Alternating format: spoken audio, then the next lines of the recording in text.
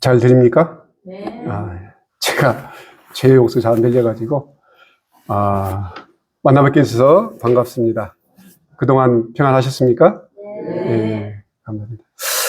제가 이 말씀을 딱 부탁받고 저번에 첫 번째 설교할 때 아차 싶었습니다.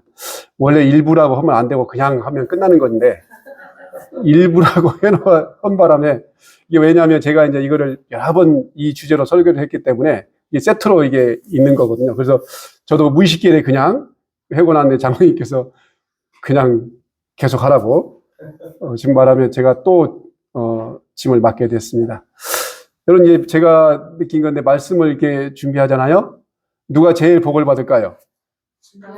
제가 제일 축복을 받습니다. 부족하고 연약하고 또 이렇게 준비도 정말 나름대로 한다고는 하지만 역시 제가 시각장애이다 보니까 많이 부족합니다. 그런데 제가 이 말씀을 준비하면 제가 제일 복을 받고요. 또 무엇보다도 제가 세상에서 가장 부족한 사람이라는 걸 늘 깨닫게 하는 게 말씀을 준비할 때예요. 정말 하나님 보시기에는 너무나도 귀한 자녀이겠지만 제가 하나님을 바라보는 제 입장에서는 세상에서 가장 불쌍한 사람, 가장 죄가 많고 가장 하찮은 사람임에도 불구하고 저를 가장 귀하게 보신다는 그 말씀이 늘 저를 감동케 해요. 마찬가지죠. 제가 사실 이 시각장애인 돼서 다시는 설교를 못할 줄 알았어요. 근데 어느 날 하나님께서 제게 하라. 말씀을 준비하고 연습하라. 그래서 제가 또 어찌어찌 해가지고 이제 또 컴퓨터를 가진 선생을 만나고 해서 이렇게 제가 오늘 이 자리에 서게 됐습니다. 제가 잠깐 지난 한 주 동안 있었던 이야기 잠깐 드리면 제가 이제 제가 다니는 교회에 이제 월요일하고 목요일 이제 안마 봉사를 합니다. 제가 안마 봉사 하기 전에 한 2, 3주 전에 제가 이런 기도를 했어요. 그때까지 제가 정말 사람이 집에 찾아오는 손님이 없어가지고 정말 한가했거든요. 그러니까 한가한 시간에 예언의 신과 성경을 무지막지하게 읽었거든요. 읽는다는 게 전 듣는 거죠. 듣는데 너무 성경과 예언의 신을 많이 이제 읽으니까 재미는 있었어요. 근데 이제 조금 약간은 무료하다 싶어서 제가 이렇게 기도를 했습니다. 하나님 하루에 한 분만 저희 집에 오게 하시고 그 봉사하는데 좀 하면 좋겠습니다. 이렇게 기도를 했는데 이 기도가 금방 응답이 됐을까요? 안 됐을까요? 아니 세상에 한 주도 안 지났는데 그냥 딱 그렇게 와요 손님이. 제가 그러면서 무슨 생각이 들었냐면 한 10명 할걸. 한 5명만 했더니 딱 5명. 근데 하나님 5명만 보내주시는 게 아니에요. 넘치도록 보내주시고 있습니다. 오전에 제가 일을 하고 오후에 제가 이제 봉사를 갑니다. 너무 감사해서 그분들에게 제가 최선을 다하려고 하고 있는데 제가 너무 부족하고요. 좀 이제 저도 이제 65세가 되다 보니까 약간 힘이 좀 딸리고 힘든 부분이 있습니다. 근데 제가 이런 걸 봉사를 하면서 느낀 게 뭐냐면 사실 예수님께서 제게 베풀어진 은혜에 비하면 속된 말로 새 발의 피다. 늘 그런 생각을 합니다. 제가 뭐 봉사를 한다고 하고 뭐 무료로 침을 하고 하는 것 제가 성경을 수없이 읽어보지만 제게는 이것이 제 공로는 아무것도 아니라는 걸 늘 마음속에 하나님께서 울림을 주세요. 그럼 봉사가 제 하늘나라 가는데 도움이 될까요? 전혀 도움되지 않습니다. 제가 무슨 선한 일을 뭘 했다고 이거 조금 봉사했다고 저 이렇게 가끔 그런 생각을 하는 마음속에 깊은 곳에 올라오게 사단이 충동질을 합니다. 특히 침을 놓고 할 때 좀 낫는다 싶으면 제가 무슨 능력이 있어서 나은 것처럼 속에서 이렇게 자아가 발동을 합니다. 그럴 때마다 너무 부끄럽고 또 하나님 보시기에 정말 얼마나 한심할까 그런 생각하면 다시 제가 숙연해지는 그런 마음을 갖습니다. 저는 이 마음이 하늘나라 갈 때까지 꼭 지속됐으면 좋겠어요. 어느 날 내가 갑자기 좀 이렇게 해서 제 자아나 교만이 나오지 않도록 늘 하나님께서 저를 붙들어 주셨으면 좋겠습니다. 왜냐하면 이게 아무런 도움이 안 되거든요. 사실 저한테는. 이렇게 자아가 나오면 사람이 많이 모이면 교주가 될 수 있기 때문에 불쌍해집니다. 그렇게 되면. 그래서 그런 것들을 우리가 굉장히 주의해야 되고 조심해야 되는 하나의 믿음 생활의 기본이라고 저는 생각합니다. 보시다시피 이제 제가 2부를 했으니까 두 번째 예언을 멸시하지 말라라는 제목으로 이제 시작을 하도록 하겠습니다.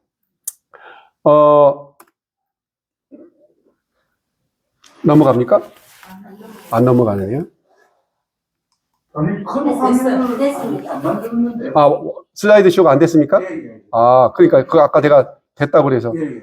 죄송합니다. 다시. 여기 하셔야 돼요. 잠깐만요. 예. 됐습니까? 예, 예, 됐어요. 오케이. 이게 맞네요. 예, 예, 죄송합니다. 예, 됐습니다. 예. 데살로니가전서 5장. 이거 다 같이 한번 읽을까요? 어차피 짧은 것이니까 읽겠습니다. 시작.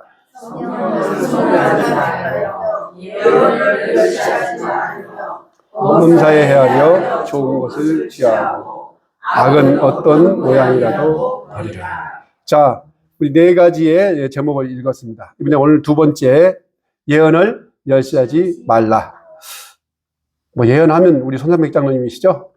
예, 우리 장로님께서 저에게 늘 감동을 주시고 또 우리 장로님이 경제에 관하여 해박한 지식을 가지시고 그것으로 또 인하여 예언을 하시고 또 그것이 실질적으로 또 지금 다가오고 있는 우리의 큰 위기라는 것을 제가 늘 듣고 있습니다. 또 사실 그렇게 현재 경제가 나라가 이렇게 돌아가고 있습니다.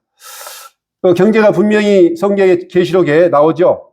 부가 일순간에 망한다라고 되어 있습니다. 성경적 근거를 가지고 우리 장로님께서 그 말씀을 매일 이렇게 연구하고 계신 걸로 저는 알고 있습니다. 또한 제가 그걸 가지고 또 세상과 함께 이렇게 함께 이렇게 생각하면서 때가 다 됐구나 라는 것입니다. 제7안식 예수재림교회는 예언을 해석하는 특별한 종교 집단입니다. 맞죠?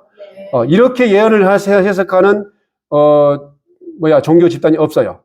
유일하게 제7안식 예수재림교회만이 2300주야나 다니엘 요한계시를 완벽하게 해석하는 교회입니다. 여러분 복이십니다. 이런 교회에 다니신다는 건 아무나 다니는 게 아니에요. 저도 장로교회 다니다가 왔지만 장로교회는 이런 거 상상도 못합니다. 자, 그렇다면 도대체 이 예언을 멸시하지 말라고 했는데 우리가 좀 살펴볼 것은 그렇다면 이 예언이 어떻게 되고 또 우리가 뭘 주의해야 되는지 좀 살펴보도록 하겠습니다. 자, 이거 좀 읽어주실래요? 또 우리에게는 더 확실한 예언이 있어 어두운 데를 비추는 불과 같으니 날이 새어 새벽이 너희 마음에 떠오르기까지 너희가 이것을 주의하는 것이 옳으리라. 여기까지 하겠습니다. 네. 성경의 모든 예언은 사설이 줄 것이 아니니 예언은 언제든지 사람의 뜻으로 된 것이 아니고 오직 성령의 감동하심을 받은 사람들이 하나님께 말할 것이니라. 자, 우리에게 뭐가 있다고요? 우리에게 뭐가 있다고요? 확실한 예언이 있고 그 다음에 이 예언이 뭐예요? 어두운 데를 비치는 등불과 같다. 맞나요? 네. 그러니까 이걸 어떻게 하라고요? 하나님께서 주의하라. 당연하죠. 그죠? 어두움을 비칠 수 있는 유일한 빛이 뭐라고요? 하나님 예언이라고 말씀하십니다. 예언을 잘 연구하고 깨달아야 되는 거죠. 근데 제가 신기한 게 있어요. 올 1년 동안 우리가 배울 교과의 제목을 제가 이 제목과 똑같진 않지만 이것과 비슷합니다. 장로님 맞죠? 네. 그러니까 첫 번째 제가 일부 했던 뭐예요? 성령을 소멸하지 말라. 맞죠? 네. 두 번째 지금 뭘 배우고 있어요? 예언을 배우고 있어요. 세 번째도 비슷하고 네 번째는 죄에 대하여 배우게 됩니다. 이제 나중에 교과서 받아보시면 알 거예요. 내가 이거를 작년에 준비하면서 올해 이걸 교육 딱 받으면서 이게 우리에게 필요한 거구나. 그래서 제가 이제 더 하나님의 말씀을 더 깊이 깨닫게 공부하게 된 이유이기도 합니다. 자, 그런데 뭐라고요? 자, 그런데 우리가 주의할 게 뭐예요? 성경의 모든 예는 어떻게 하라고요? 사사람이 풀 것이다? 사사람이 풀 것이 아니다. 사사람이 풀면 안 되는 거죠. 그죠? 맞습니다. 그 다음에 자, 근데 예언이 어떻게 나왔다고요? 우리 다 읽으셨죠? 예언은 언제든지 뭐예요? 예, 사람의 뜻으로 된 것이 아니고 누구요? 성령의 감동을 받아 하나님의 말씀을 누가요? 하나님의 말씀을 사람이 기록한 거죠. 그죠? 근데 누구에게 감동을 받았다고? 하나님의 성령으로 감동을 받아 기록한 것이다. 그렇기 때문에 우리가 예언을 어떻게 해야 된다? 잘 살펴야 된다.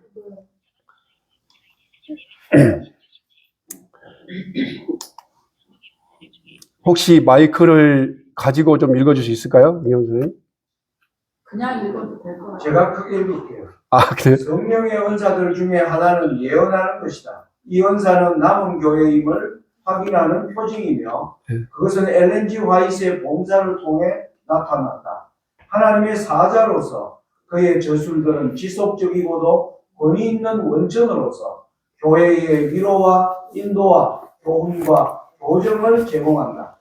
또한 그의 저술들은 성경이 모든 가르침과 경험들을 시험하는 표준임을 분명히 하고 있다. 지난번에 저희가 이제 성령을 소멸하지 말라라고 이제 우리가 제가 말씀을 대언했습니다. 자, 근데 지금 여기 분명히 또 한 번 말씀이 나와 있죠. 기본 신조에 뭐라고요? 성령의 예언을 해석하는 능력이 그냥 온 것이 아니고 뭐예요?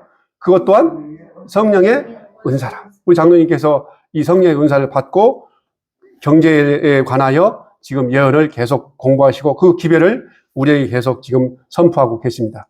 마찬가지로 오늘 제가 이 예언을 저는 사실 예언을 우리 장로님처럼 또 우리 교단 안에는 주옥같이 예언을 해석하는 분들이 많이 계십니다. 그런데 저는 그렇게 할 수도 없고요. 다만 제가 필요한 것만 저는 깨닫게 되어 있습니다. 근데 여러분 이번에 우리가 공부를 하지만 예언이 그렇게 어려운 것일까요? 예언은 반드시 대학 교수들만 해석할 수 있는 걸까요? 성경은 그렇게 말한 적이 한 번도 없어. 계시록이 뭐예요? 읽는 자는 깨달을 진저. 그리고 그 말씀을 읽고 듣고 지키는 자는 복이 있다. 뒤에 나옵니다. 그런데 하나님께서 분명히 말씀하시기를 듣고 읽고 그 말씀대로 행하는 자가 복이 있다라고 말씀했다는 건 뭐예요? 깨달을 수 있다라는 얘기입니다. 이게 중요한 거예요.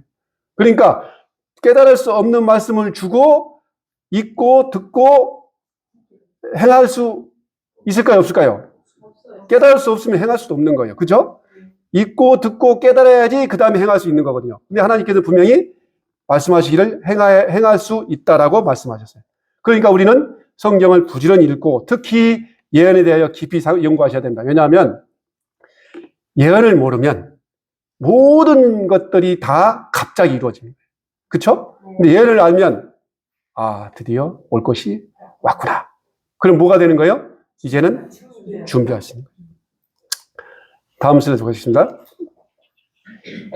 자, 우리가 성경을 볼 때 물론 이제 앞으로 계속 배우시겠지만 성경에 보면 예언을 해석하는 방법이 크게는 4가지 종류로 나눌 수 있습니다. 물론 이 말고도 또 여러 가지 해석 방법이 있다고 하는데 저는 기본적으로 이 4가지 성경 예언 해석 방법을 좀 보겠습니다. 첫 번째는 미래주의 해석이 있고, 그 다음에 과거주의 해석이 있고, 그 다음에 역사주의 해석이 있고, 그 다음에 세대주의 해석이 있습니다. 이거 하나하나 설명하기는 제가 좀 시간 관계상 다 어렵고, 일단 저희 제7안식 예수 재림교회는 어디에 해석이 될까요? 역사주의 해석에 주안점을 가지고 예언을 해석하고 있습니다.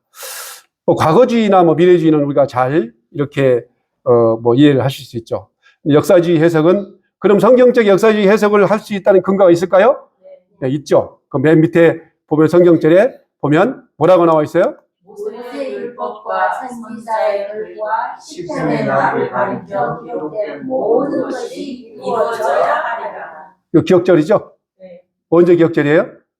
지난 지난기의 기억절입니다. 그죠? 예. 저 시편에 나를 가리켜 뭐예요? 모든 것이 이루어져야 뭐 한다고요? 이루어져야 하리라. 이 말은 무슨 말이냐면 모든 것이 이루어지면 세상 끝이 온다. 그 말이랑 같은 말이에요. 그죠?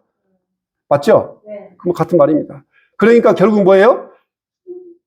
성경에 예언된 모든 것들은 다 역사주의 해석으로 해야 맞다는 거예요? 틀리다는 거예요? 맞다는 거예요. 왜냐하면 저거 이루어져야 되기 때문에. 이루어진다는 게 뭐예요? 역사가 흐르고 있다는 거거든요. 그렇잖아요. 이루어지지 않는 역사는 역사가 아니에요. 역사 아니에요. 그건 아무것도 아닙니다. 그거는 그냥 소설에 불과한 거예요. 근데 지금까지 하나님께서는 이 역사를 이루는 과정 중에서 성경에 다 기록해 놓고 그걸 하나하나씩 다 이루어가고 있는 거예요. 지금 거의 다 제가 성경을 보니까 계시록에 보면 세 가지 종류의 7가지 예언이 나와요. 그죠? 첫 번째가 교회에 대한 예언. 두 번째가 인에 대한 예언. 세 번째가 뭐예요? 세 번째 나팔이 나옵니다. 근데 제가 쭉 보니까 지금 6번째 인을 떼는데 우리는 어디에 살고 있어요? 지금 6번째 인 사이에 살고 있습니다. 이제 뭐예요? 하늘이 두루마리처럼 말리는 장면, 산이 옮겨지는 장면, 그 다음에 곧 뭐예요? 환란이 이루는 장면이 곧 우리에게 남아있는 예언이 되겠습니다. 그러니까 6번째 인에 살고 있기 때문에 거의 뭐예요? 마지막 시대에 살고 있는 겁니다. 자, 보겠습니다. 제가 좀 이걸 이제 읽으면서, 가장 많이 성경에 기록된 것이 뭐예요? 재림. 예수님의 재림. 자, 신약 성경에 몇 번 기록됐다고 나와요? 300번. 그 다음에 마태복음부터 요한복음까지 평균 25절에 한 번씩 기록되어 있고, 그 다음에 성경 신구약 전체 통틀어서 3,000번 이상. 자, 그리고 간접적으로 말한 것은 뭐예요? 3,000번 이상. 1,000번, 죄송합니다. 1,000번 이상. 그 다음에, 자, 구속에 관해 한 번 말했으면, 뭐예요? 재림에 관해서는 두 번 말하고, 그 다음 재림에 관해서 두 번 말하면, 초림에 관해 한번 말하면 예, 재림에 관해 8번 말했다. 그러니까 이게 성경 기록의 핵심이에요. 그러니까 성경 기록은 결과적으로 보면, 제가 보면 뭐예요? 재림. 자, 재림만 있나요? 우리가 재림 이후에는 영원한 하늘나라가 약속이 되어 있습니다. 이 역사가 다 이루어져야지 뭐예요? 하나님께서 예정된 이 모든 역사가 다 이루어져야지 세상이 끝나는 거예요. 그럼 세상 끝나는 게 우리에겐 복일까요? 아니면 복이에요. 저줄까요? 복이죠. 자, 아까 제가 말씀드린 것처럼 누구나 예언을 깨달을 수 있다. 이거 볼까요? 자, 우리가 아까 읽었으니까 이건 넘어가겠습니다. 자, 밑에 보면 제가 이 성경을 읽으면서 도대체 예언이 어떤 것이 예언일까? 또 어떤 것이 우리가 꼭 필요한 예언일까? 근데 성경을 보면 여러분 맨 처음에 주어지는 예언이 뭐예요? 여기 지금 써져 있습니다. 그죠? 맨 처음에 주어진 예언. 조건적 예언이요. 맞죠? 대부분의 사람들이 맨 처음 예언에 주었던 창세기 3장 15절만 기억하는데 그렇잖아요. 분명히 하나님께서는 그 전에 조건적 예언이 하나 주어졌어요. 뭐죠? 선악과를 먹으면 안 된다. 먹는 날은 정령 죽으리라. 그럼 먹으면 돼요, 안 돼요? 안 되죠. 근데 먹었어요? 먹었어요. 그러니까 어떻게 해서 결국 죽었죠. 자, 그 다음에 그 조건적 예언 속에 포함되어 있는데 뭐예요? 징벌적 예언이라고 있는데 내가 이건 지금 그냥 삽입을 해놓은 거예요. 징벌적 예언이 있어요, 없어요? 있어요. 징벌적 예언도. 언제요? 이스라엘 백성들이 광야에서 12정탐꾼이 정탐하고 왔는데 이때 하나님 믿지 못함으로 말미암아 하나님께 어떻게 해요? 40년간 뭐예요? 밤에색. 또 이보다 전에 창세기에 뭐가 기록되어 있어요? 하나님께서 이보다 전에 물론 이건 조건적인 예언이라기보다는 아브라함에게 한 또 뭐예요? 약속의 예언도 포함되어 있습니다.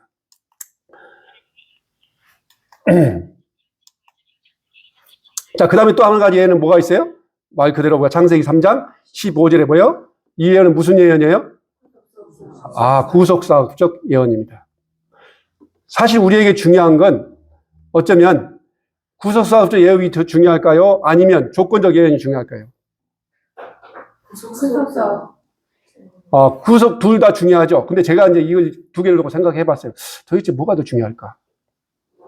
근데 구속사역적 예언은 시대를 분별할 수 있는 우리에게 나침반 역할을 할 수 있는 것이고, 그 다음에 조건적 예언은 우리가 신앙을 끝까지 붙들고 갈 수 있는 힘을 주시는 거예요. 자, 이번 조건적 예언에 우리 포함되어 있습니까? 아닙니까? 포함되어 있습니다. 자, 여러분 여기 지금 교회에 나온 것 하나님께서 분명히 말씀하셨죠. 뭐죠? 말씀하시다시피 자, 우리는 뭐예요? 남은 백성의 사명을 감당해야 되고 또 남은 백성 선택을 받았습니다. 근데 아무나 남은 백성이 되나요? 아니요. 여러분 이 자리에 앉아 있는 것이 그냥 앉아 있는 건가요? 아니죠. 자, 이 자리에 앉아 있지 않고 하나님의 계명을 무시하면 하나로 갑니까? 자, 조건이죠. 자, 결국 뭐예요? 하나님을 믿어야지 하늘에 가는 거예요. 하나님 믿지 않으면 하늘에 갈 수 없습니다. 영원한 나라는 말 그대로 영원해지게 됩니다. 맞죠? 그래서 우리가 하나님 믿는 게 조건이에요. 맞나요? 네. 네, 믿는 게 조건이에요.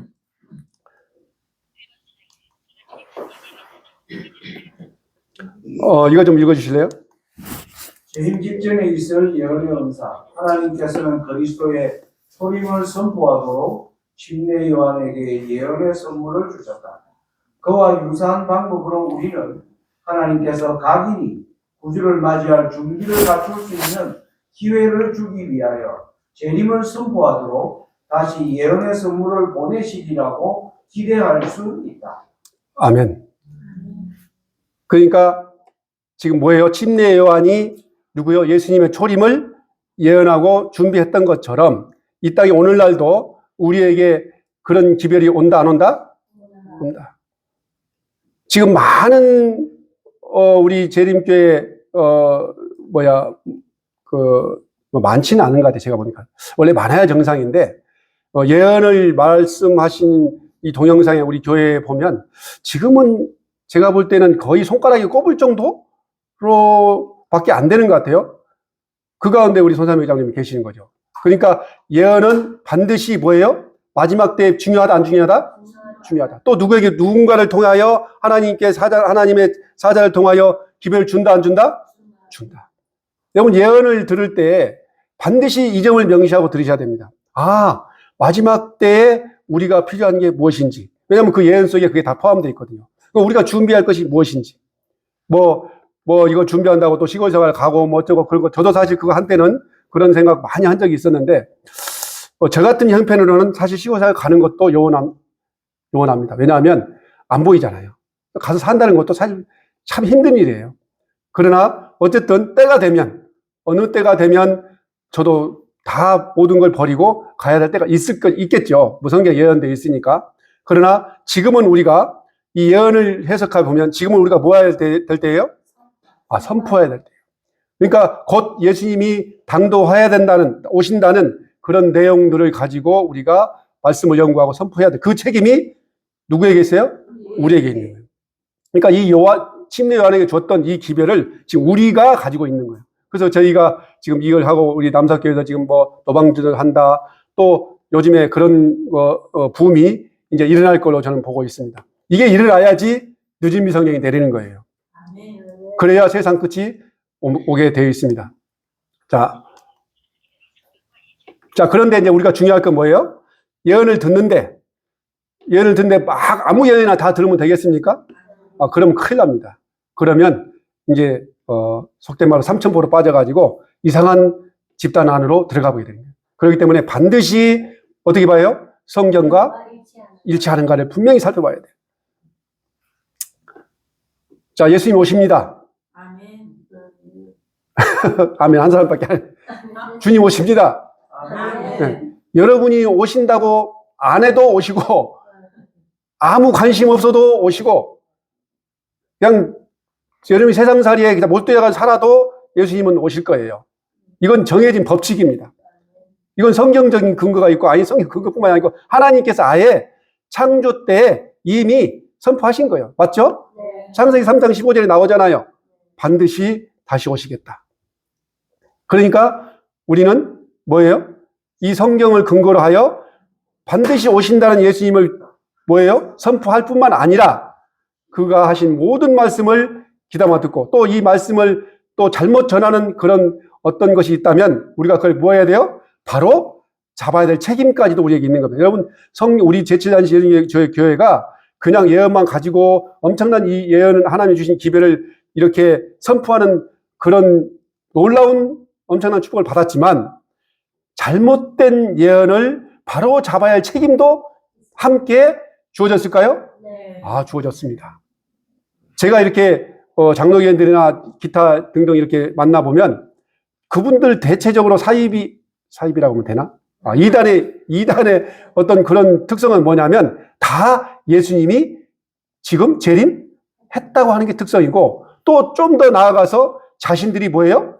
자칭 예수님이라고 해요. 그냥 재림 예수라고 해요. 그거 믿으면 돼야 안 돼요? 안 돼요. 성경에 그런 말이 있어요? 없어요? 없어요. 절대 없습니다. 제가 성경을 제가 가지고 있는 기준이 몇 가지 있어요. 제가 이제 그 교회를 가야 되냐 말아야 되냐 또 그걸 믿어야 되냐 말아야 되냐 제가 나름대로 기준이 뭐냐면 첫 번째 뭐가 있을까요? 오늘이 무슨 날이에요? 안식. 예배일이 안식일 예배를 드리는가? 여러분 이것만 하나 딱 가지면 적어도 이 지구상에 있는 7, 80%는 걸러질 수 있습니다. 그런가요? 네. 그래, 맞아요. 7, 80%는 걸러질 수 있어요. 자, 두 번째. 뭘까요? 자칭 예수가 교주가 있는데. 이 정도 되면 제가 아는 현존하는 기독교 중에 99%는 걸러질 수 있습니다. 그죠? 이 두 가지만 가지면. 그 다음 세 번째 뭐예요? 예언의 신을 가졌는가? 굉장히 중요한 개념입니다. 예언을 해석할 수 있는 집단인가? 이 세 가지만 가지면 거의 제가 알기로는 한 99.9%는 걸러질 수 있다고 봅니다. 대부분 이 세 가지에 들어가 있어요. 장로님 맞는가요? 제가 거의 맞죠? 네. 이게 제가 볼 때는 그래요. 그러니까 저는 이 기준을 딱 들이댑니다. 그러니까 이 기준을 들이대면 거의 99.9%는 다 걸러지게 돼요. 그럼에도 불구하고 이렇게 정확히 걸러낼 수 있는 이 시금석이 있음에도 불구하고 뭐예요? 많은 사람들이 어디로 가요? 이상한 데로 빠져요. 참 신기해요. 이상히 여겨 짐승을 따르더라. 꼭 로마 교황만 가르친 것이 아닌 것 같아요. 요즘에 보면. 그쵸? 이상히 여겨 이상하게 그런 데 가는 거예요. 참 신기해요. 전 그거 볼 때마다 마음이 아파요. 저와 아주 가까이 있는 사람도 그런 사람들이 있는데 죽어도 인정을 하면서도 사상을 안 받고 참 신기해요. 정말 그런 거 보면 마음이 아픕니다. 죄송합니다. 이거는 이제 넘어가겠습니다. 자, 그러면 이제 좀 이 본론으로 가서 좀 한 가지 살펴보겠습니다. 여기 다니엘서에 보면 좀 읽어주실래요? 그가 장차 지극히 높으신 이를 말로 대적하며 또 지극히 높으신 이의 선거를 괴롭게 할 것이며 그가 또 때와 법을 고치고자 할 것이며 성도들은 그의 손에 붙임 바 되어 한 때와 두 때와 반 때를 지내리라. 네. 자, 여기 보니까 뭐라고 나와요? 때와 법을 고치고자 할 것이요. 근데 이 앞에 보면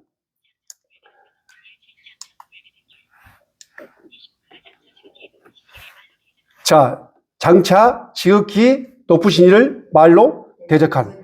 자, 이 말이 무슨 말일까요? 말로 대적한다. 자기가 하나님이라 하는 것이 말로 대적하는 거예요. 요건 그냥 아주 기본적인 것이니까 그냥 이해하시면 됩니다. 자, 말로 대적하는 것, 내가 하나님, 즉 말하면 가짜 예수는 지금 지구상에 있는 예수는 다 그러니까 가짜예요, 아니에요?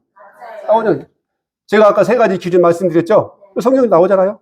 이거를 그냥 다 믿는 거 보면 너무 신기해. 성경에 이렇게 명확히 나와 있음에도 불구하고 참 저거를 그냥 사람들이 믿고 가는 거 보면 정말 마음이 아파요. 자, 두 번째 뭐예요? 성도를 괴롭게 할 것이요. 성도를 괴롭게 한다. 이것도 무슨 뜻일까요? 이제 핍박이 핍박. 근데 아직은 우리가 거기에 명확하게 그걸 우리가 증거할 수는 없어요. 그러나 제가 역사적으로 보면 이런 일이 있었어요, 없었어요? 있었어요. 그러니까 그 역사적으로 과거를 살펴보면 이런 일이 한 그 집단은 반드시 또다시 뭘 할까요? 당연히 그 밑에는 뭐예요? 법과 때와 법을 변개할 것이다. 이것이 언제까지요? 1260년. 이건 1260년이에요. 근데 이것이 이 기간에만 해당이 될까요? 아니죠. 앞으로 일어날 일을 또 우리가 잘 주의해서 봐야 됩니다. 여러분, 때가 바뀐다. 때가 바뀐다. 뭘까요? 우리 다 배웠잖아요. 그죠? 이거 제가 지금 준비한 거는 여러분 우리 다 제7년 기본적으로 다 아는 것들이에요. 그죠? 자, 한번 볼까요? 참 것을 거짓으로 대체시키는 행위는 예. 드라마의 마지막 행동. 예, 됐습니다. 자, 참 것을 거짓으로 대체하는 행위는 그 드라마의 마지막 뭐예요? 행동이 될 것이다. 자, 또 넘어가겠습니다. 자, 아까 저희 봤으니까 제가 이걸 그러면 참 것을 어떤 것을 거짓으로 바꾸는지 제가 좀 우리 십계명을 통해서 좀 보겠습니다. 이 계명 중요합니까? 네. 중요하죠. 우리가 이제 흔히 많이 이렇게 얘기해요. 목사님들 설교할 때 많이 우리가 들은 얘기 뭐예요? 성경을 딱 짜면 뭐가 나온다? 십계명이 나온다. 사랑은 나중에 나오는 거예요. 십계명이 나오는 거예요. 그 다음에 그걸 딱 둘러 쪼개면 하나님을 사랑하고 내 이웃을 사랑한다. 이걸 다시 딱 한 단어로 줄이면 사랑. 맞죠? 네. 이걸 다시 거꾸로 가면 사랑을 다시 둘로 나누면 뭐예요? 하나님을 사랑하고 내 이웃을 사랑하고. 이걸 다시 10개를 하면 십계명이 되는 거예요. 근데 여기서 지금 때와 법이라고 했으니까 때를 가리키는 계명이 어디에 있습니까? 안식일이죠. 자, 그러면 때와 법을 바꾼다고 했는데 우리가 성경을 읽을 때 제가 이걸 이제 최근에 이걸 읽으면서 때와 법을 바꾼다. 때와 법을 바꾼다. 계속 이걸 명상을 했는데 그러면 때만 바꿀까요? 법도 바꿀까요? 법도 바꾸는 거예요. 그게 지금 다니엘서에 우리가 봤던 그 내용이에요. 자, 그럼 이 중에 때와 법을 바꾸는 것 잘 알아요. 일요일명령이라는 거 우리는 너무 잘 알아요. 하도 들었기 때문에 귀에 못이 박히도록 들었기 때문에 넷째 계명은 안식일인데 일요일을 바꿀 것이다. 이건 수없이 들었어요. 근데 이 중에 또 한 가지 법이 무너진 수 쓸만한 계명이 있을까요? 있을까요? 없을까요? 있어요. 어떤 계명일까요?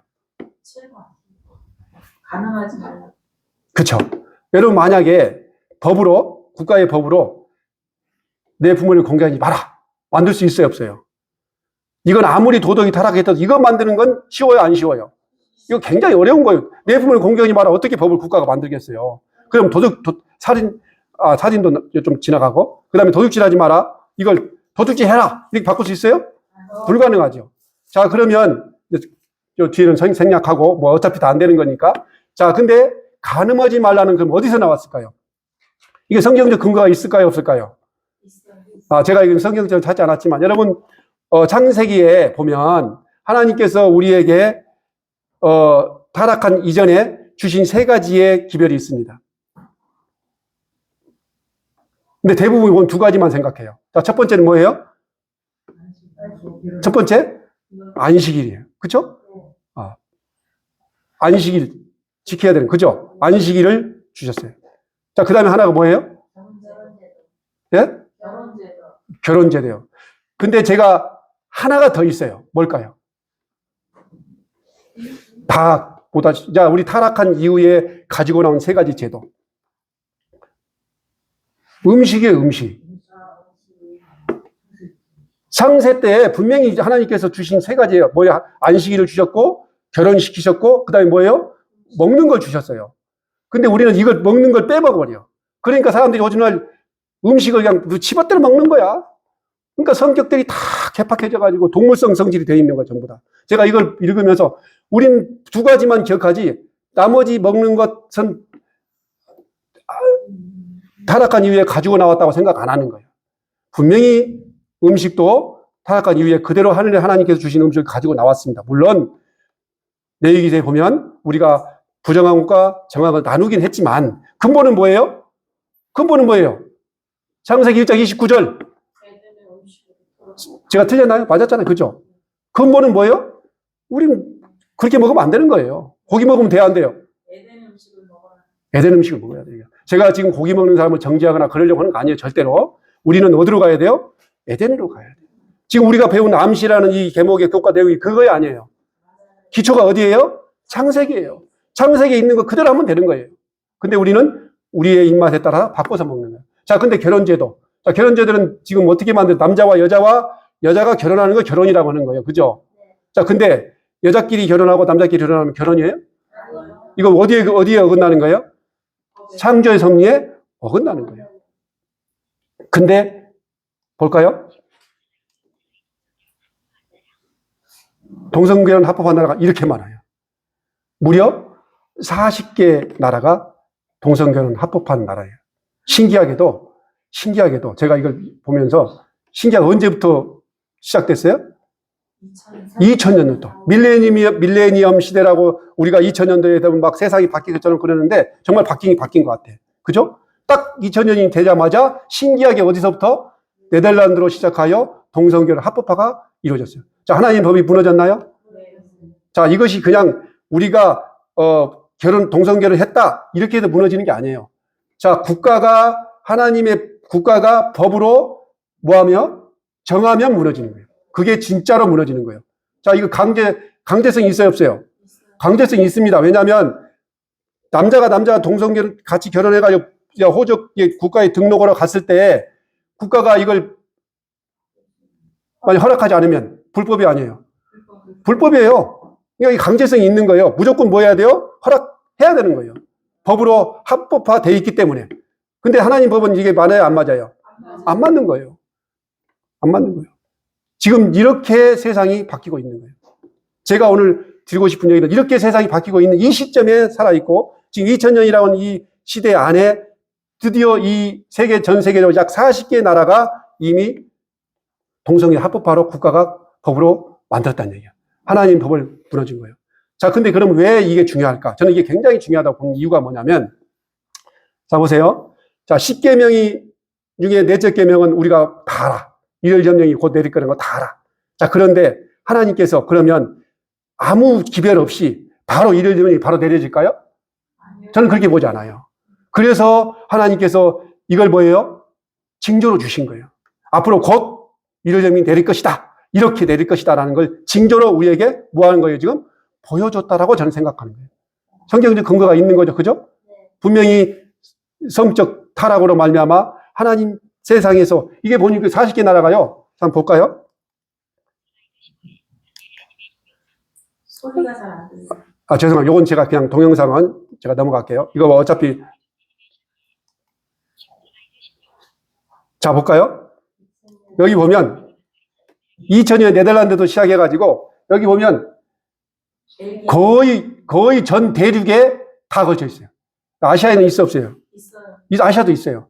그러니까 전 대륙에 지금 다 걸쳐서 지금 동성결혼 합법화가 시킨 나라가 무려 40개 나라가 됐어요. 이제는 누가 뭐라고 해도 곧 뭐가 와요? 우리의 예수님이 오실 때가 다 돼요. 이제 이럴 염려는 불을 보듯 우리 앞에 거의 왔다고 보시면 돼요. 그럼 이럴 염도 이렇게 될까요? 이렇게 되겠죠. 예언되어 있으니까. 그러니까 지금 뭐 할 때예요? 자다가 그냥 자고 있으면 안 됩니다. 지금은 무조건 일어나서 이제 무슨 역할을 해야 파수꾼 역할을 제대로 해야 됩니다. 파수꾼 역할을 제대로 못하면 같이 죽는 거예요. 뭐 자신만 죽는 게 아니고 파수꾼의 역할을 주어졌던 사명을 받은 우리 제7년 예수재림교회 남은 백성도 이 사명을 주어졌는데 이 사명을 감당하지 못하면 우리가 죽는 게 중요한 게 아니고 같이 죽는 거예요. 같이. 자, 보겠습니다. 읽을까요? 예. 국가의 통치자들이 사단의 정책에 따라 행동하여 저들 스스로 불법의 사람의 편에 가담하는 국가적인 배도의 때, 바로 그때가 죄악의 잔이 가득 찰 때이다. 국가적인 배도는 국가적인 패망을 알려주는 신호이다. 제가 굳이 설명 안 해도 잘 설명이 돼 있죠. 저렇게 국가가 강제로 이제 하나님의 법을 드디어 무력화시키는 그런 시대에 우리가 들어와 있습니다. 언제부터? 2000년부터. 그러니까 지금 2000년 이후에 지금 몇 년 지났어요? 25년 지났어요. 이제는 다음 단계로 넘어갈 수 있는 충분한 모든 게 갖춰졌어요? 안 갖춰졌어요? 갖춰져 있다는 사실입니다. 자, 그렇다면 우리 하나님은 가만히 계실까요? 아니요. 아니에요. 근데 우리가 지금 중요한 게 뭐냐면 하나님께서 지금 자신의 하나님께서 이 땅에 우리에게 주셨던 이 법이 지금 망가지고 무너진 걸 보고 계세요. 자, 그러면 하나님도 뭐 하셔야 돼요, 이제? 일하셔야 돼요. 왜요? 뭐 때문에? 자신 하나님의 백성을 뭐 하기 위해서? 구원하기 위하여. 그렇지 않겠습니까? 그러니까 지금 이 시대는 지금 늦은 성령이 부어지기 직전이에요, 아니에요? 저는 직전이라고 보는 거예요. 일월 염령은 관계없습니다. 그건 어차피 이미 하나님이 무너졌기 때문에 일월 염령이 내리기 전에 우리에게는 반드시 뭐가 필요해요? 늦은 성령이 필요합니다. 여러분, 이걸 기억하셔야 되는 건 제가 성경을 연구한 바에 의하면 일월 염령이 내려질 때 늦은 성령이 재림교회 내린 거 아니에요. 일월 염령이 내린과 동시에 뭐가 내려요? 재림교회 안에는 늦은 성령의 바람이 불 거예요. 모르겠어요. 제가 볼 때는 그래요. 적어도 재림교회 안에 남은 백성의 사명을 감당하려고 부름을 받은 우리에게는 그렇게 시간이 많지 않다는 사실. 이게 성경 정도 있어요. 그러니까 일월 염령을 기다리면 안 돼요. 일월 염령은 곧 내릴 건데 이 일월 염령이 내리기 전에 우리가 준비되지 않으면 우리는 누구에게 자리를 빼앗길까요? 누구에게 빼앗겨요? 밀려오는 개신교의 사람들에게 우리 자리를 내줘야 됩니다. 제가 교회를 볼 때 가장 답답한 부분이 그 부분이에요. 과연 이 모습이, 우리의 모습이, 내 모습이 과연 그렇게 밀려오는 그들을 상대하면서 그들과 함께 마지막 남은 모든 예언을 성취하는 그 과정을 우리가 걸어갈 수 있을까? 우리 한번 자문해 봅시다. 우리 깊이 생각해야 돼요. 과연 내 모습이, 여기 아까 우리 장로님께서 말씀하시거든. 다 우리는 뭐예요? 인생의 반환점을 지난 사람들만 여기 모여 앉아 계셨다고 하는데, 여러분, 그러면 우리는 인생의 반환점을 지났으니 이제 가만히 앉아서 죽을 날만 기다리면 될까요? 절대 그렇지 않습니다. 여기에 모여 있는 여러분의 비록 나약하고 힘들고 이제 나는 힘도 없고 이제 아무것도 할 수 없고 교회 겨우 오는 것도 이제 절뚝거리면 오는데 내가 무슨 힘이 있어? 아니요. 지금 필요합니다. 지금 여기 우리 인생의 반환점을 돌았던 우리가 뭐 해야 돼요? 성경에 나오잖아요. 우리 뭐 해야 돼요? 기도해야 돼요. 기도. 우리가 할 일은 유일하게 할 수 있는 일이 기도밖에 없을지라도 우리는 전심을 다하여 기도해야 되고 그 다음에 모이기를 힘써야 되고 그래서 모여서 우리가 뭐 해야 돼요? 말씀을 더 깊이 보고 그 다음에 나머지 이 일을 위하여 종사하는 모든 사람들을 위하여 우리가 그들을 위하여 기도해야 돼요. 마치 베드로가 감옥에 갇혀 있을 때 그 베드로를 위하여 기도했던 그 교인들처럼 마지막 사명을 감당하기 위하여 지금 부르짖고 있는 그 일을 해가고자 하는 그 사람들을 위하여 우리는 뭐 해야 돼요? 기도해야 돼요. 제가 사실 여기 온 이유가 우리 손상국 장로님께서 그 노방전도를 좀 계획하셨다고 제가 그걸 하려고 몇 년 전부터 준비를 했었는데 제가 혼자라 너무 부족하고 안 돼가지고 여지껏 이제 못하고 있었거든요. 근데 그것을 제가 이제 한다고 해서 제가 이 길에 동참하는 과정에서 지금 여기 지금 오게 된 거거든요. 그러니까 사실 저에게도 여러분의 기도가 필요할까요? 안 필요할까요? 필요합니다. 제가 이 교회를 바라보면서 정말 마음이 너무 아파요. 교회 예배 드리는 것이나 예배 드리는 분위기나 이런 모든 것들이 너무 세상적으로 치우쳐져 있어요. 제가 지금 이제 세 번째, 네 번째 말씀을 준비할 때 그 얘기를 제가 할 건데, 준비해서 할 건데, 정말 보면 너무너무 교회가 세상적으로 가버렸어요. 그래서 우리가 더욱 이 일을 위하여 기도하고 합심해서 이제 남은 과제가 얼마 남지 않았습니다. 얼마 남지 않았기 때문에 반드시 우리는 이 일을 위하여 합심하여 기도해야 되고, 혹시라도 자신의 어떤 그런 나약함을 보지 마시고, 우리 뒤에는 누가 있다? 하나님이 계십니다. 여러분 뒤에는 반드시 하나님이 계십니다. 제가 아까 서두에 제가 5명만 보냈으면 좋겠다 했는데 하나님께 들어주셨다 안 들어주셨다? 금방 응답. 일 필요하면요 우리 아버지께서는 그냥 필요하면 바로바로 응답해 주십니다. 믿습니까? 아멘. 네, 감사합니다. 자, 그렇다면 우리 어떻게 하는 가? 다 같이 한번 읽을까요? 우리는 지금 어떻게 해야 하는가? 나오라. 너희는 바벨론 가운데서 도망하라. 갈대아 사람의 땅에서 나오라. 양떼에 앞서가는 수정소 같이 하라. 자, 맨 밑에 줄에 보면 이제 하나님과 뭐예요? 하나님 앞에 나아가는 모든 일을 어떻게 해야 돼요? 이제는 버려야 됩니다. 제가 이제 가끔 이런 그 말씀을 증언할 때 그럼 뭘 버려야 될까? 고민하잖아요. 그죠? 내가 집을 팔아야 되나? 아니면 재산을 정리해야 되나? 그러면 제가 지금 드린 말씀이 물론 경우에 따라서는 그렇게 해야 되는 경우도 있을 수 있다고 봅니다. 왜냐하면 이젠 때가 정말 만약에 우리 장로님께서 지금 경제에 대해서 말씀하신 그 내용을 쭉 제가 들어보면 재산을 정리해야 되는 것도 꼭 지금 시대에 틀린 것은 아니라고 저는 개인적으로 제가 볼 때는 뭐 장로님은 그렇게 의도로 말씀하셨는지 어찌는 모르겠지만 제가 듣는 기별은 그래요. 그러니까 지금 많은 재산을 지금 가지고 그것을 가지고 한 번도 써보지도 못하고 한 번도 이 일을 하나님에 의하여 써보지도 못하고 끝나버리는 그런 일이 순식간에 일어나기 때문에 어쩌면 지금은 우리가 정신 차리고 이것에 대한 것도 깊이 생각해야 될 때가 아닌가. 그래서 이걸 가지고 있는 재산을 대하여 이 재산을 가지고 어떻게 우리가 하나님 사업에 복음 사업에 위하여 쓸 것인가를 정말 놓고 기도해야 돼요. 그 돈이 필요할 때가 굉장히 많습니다.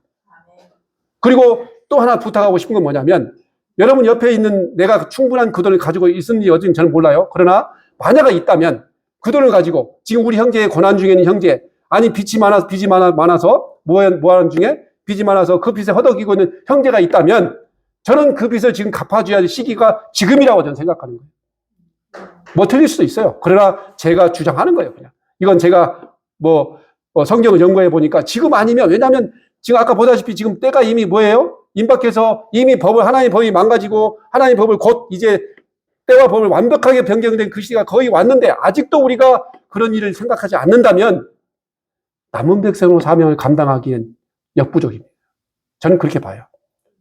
물론 앞으로 20년, 30년 후에 안 오실 수 있을 수 있어요. 그러나 그것은 하나님의 영역이기 때문에 제가 어떻게 말할 수 없죠. 그러나 지금 시대에 본다면 지금 하나님의 법이 이미 7째 계명이 무너진 이 시점에 본다면 지금은 우리가 그렇게 재산을 늘려야 될 그럴 시기는 아니라고 합니다. 엊그저께 뉴스에 보니까 세계 경제가 곧 무너진다는 뉴스가 수없이 나와 있습니다. 곧 무너진대요. 이제는 우리가 정말 숨쉬기도 힘들 그런 세상이 곧 다가올 거예요. 그렇게 무너져야지 넷째 계명이 무너지는 거예요. 여러분, 넷째 계명은 그냥 평상시에는 무너지지 않습니다. 이 계명은 정말 힘든 계명이기 때문에 얘네들도 이걸 무너뜨리려면 정말 어려운 일이 있거든요. 그렇기 때문에 경제가 어렵고 세상이 다 정말 아수라장이 돼야 이 계명이 이루어지는 거예요. 그럼 그때는 재산 팔 수 있어요, 없어요? 못 팔아요. 여러분 팔고 싶어도 못 팔아. 아무리 여러분 금은발을 많이 가지고 있어도 그때는 현금화를 할 수 없어요. 지금 해야 돼요. 지금 기도하시고 그 일을 실행해야 된다는 게 제 주장입니다. 뭐 성경적 근거가 있냐? 있습니다. 성경 근거는 얼마든지 찾을 수 있습니다. 자, 마지막 보겠습니다. 물론 재산에 관한 문제도 마지막 날 사건들이나 예를 시에도 수없이 나와 있습니다. 제가 한 말이 아니에요. 사건이나 살아남은 이들에 보면 반드시 마지막 때 이렇게 하라고 영감을 그게도 나와 있기 때문에 제가 말씀을 드린 겁니다. 자, 마지막입니다. 자, 기도하라. 제가 계속 말씀을 드렸지만 어떻게 해야 돼요? 만물의 마지막이 가까이 왔으니 그러므로 너희는 정신을 차리고 근신하여 기도하라. 인내하라. 또 너희가 내 이름으로 말미암아 모든 사람에게 미움을 받을 것이나 너희 머리털 하나도 상하지 아니하리라. 네. 너희의 인내로 너희 영혼을 얻으리라. 야, 여기서 너희의 인내로 너희 영혼을 얻을 것이다. 쉽지 않죠. 제가 지금 말씀드린 것 중에 내 것을 버린다는 것 쉽지 않아요. 근데 우리가 오늘 교육까지 배웠잖아요. 가장 사랑하는 것. 내가 노후도 생각, 앞으로 살 날이 얼마 남지, 안 남았다 할지라도 내가 이걸 가지고 지금 앞으로 먹고 살아야 되는데 이걸 다 정리한다는 것 결코 쉬운 게, 어쩌면 하나님께서 오늘날 우리에게 그걸 요구한지도 몰라요. 가장 중요한 건 우리의 죄입니다. 우리의 죄를 주님 앞에 완전히 내려놓고 우리가 주님 앞에 그 주님의 그 주님께서 주신 그 보혈을 우리가 마음속 깊이 간직하고 우리가 어떻게 하면 하나님과 더 가까이 살 수 있을 것인지 끊임없이 고민하고 그것을 통하여 하나님께 주신 기회를 듣고 그 말씀대로 순종하고 사는 것이 아브라함의 삶인 거예요. 그것이 뭐가 되든, 그것이 비록 내 재산이 있지라도, 또 우리 요즘에는 그렇게 자녀를 바쳐라 그런 건 없겠죠, 설마. 그죠? 그런 건 아마 지금 없을 거라고 봅니다. 아미 성경에 그런 기록이 없기 때문에 그렇게 만약에 그런 말이 나온다면 그건 가짜일 거예요. 그죠? 그러나 우리가 가지고 있는 것 너무 많잖아요. 그죠? 안 많아요? 너무 많아요. 제가 지금 재산 얘기를 했지만 그거 말고도 내가 가지고 있는 못된 습성들, 이거 버려야 돼요, 안 버려야 돼요? 버려야 돼요. 또 내가 교회에 오면 누구 흉보는 것, 뒷담하는 것, 다 이런 것 다 똑같아요. 우리가 그런 모든 것들을 다 이제는 뭐 해야 돼요? 버려야 돼요. 그리고 그걸 버릴 수 있도록, 근데 버릴 수 있어요, 없어요? 못 버려. 지난번에 제가 말씀드렸잖아요. 우리는 그거 못 버린다니까. 버려지지가 않아. 어떻게 해야 돼요? 기도하고. 그럼 누구한테 맡겨야 돼요? 우리가 성령을 구해야 돼요. 그리고 하나님께서 우리가 그걸 버릴 수 있도록 우리의 마음을 어떻게 해야 돼요? 바꿔주셔야 돼요. 하나님 바꿀 수 있어요, 없어요? 바꿔서. 우리가 할 수 있으면 그건 율법주의가 되는 겁니다. 분명히. 그러나 하나님께서 그걸 내게 바꿔줄 수 있도록 끊임없이 기도하고 그것을 우리가 하나님께 말씀을 보고 또 그걸 믿음으로 받을 때 우리는 충분히 그 모든 것들을 다 버릴 수 있을 거라고. 아브라함이 그랬을 것 같아요. 그죠? 얼마나 고통스러웠을 거예요. 그죠? 아들을 바쳐라는 그 말에 하나님의 명령에 순종을 해야 되는데 얼마나 고통스럽게. 우리도 그 고통이 지금 우리가 매일매일의 삶 속에서 그런 고통을 안고 사는 것이 우리에게 필요합니다. 제가 지난번에 탕자의 비유 말씀드렸죠. 탕자가 자신의 모든 것을, 탕자가 집으로 돌아가는 게 쉬워요, 안 쉬워요? 여러분, 우리가 볼 때는 탕자가 그냥 싹 집으로 간 것처럼 보이잖아요. 근데 탕자가 그거 집으로 돌아가려고 생각하는 것이 쉬울까요, 어려울까요? 여러분 생각해보세요. 한번 내가 아버지 재산을 다 가지고 가서 다 탕진을 했는데 다시 아버지 앞에 가는 것이 쉬워요? 그거 정말 어려운 거예요. 또 가면 집에 가면 형도 있는데 형이 나한테 뭐라고 할까? 또 동네 사람들도 있는데 동네 사람 뭐라고, 저런 무슨 자식? 정말 나쁜 자식. 이렇게 욕을 손가락 찢었는데 그걸 다 감수하고 어떻게 해야 돼요? 아버지 앞에 가야 되는 거예요. 그러니까 우리는 지금 앞으로 뭐예요? 이런 것들 다 감수하고 누가 뭐라고 하든, 아유, 김영조가 진짜 저런 인간이 무슨 교회를 다닌다고 손가락질 할 수 있죠. 충분히 그럴 수 있어요. 그럴 만한 사람이니까 제가. 그럼에도 불구하고 뭐예요? 그거 다 제끼고 어디에요? 오직 누구만 바라보고 가는 거예요? 오직 아버지만 바라보고 가는 거예요. 그것이 우리가 살 길이기 때문에. 그러면 아버지께서 우리를 큰 가슴으로 안고 우리 모든 걸 다 해결하실 거예요. 그것이 믿음이라고 하는 겁니다.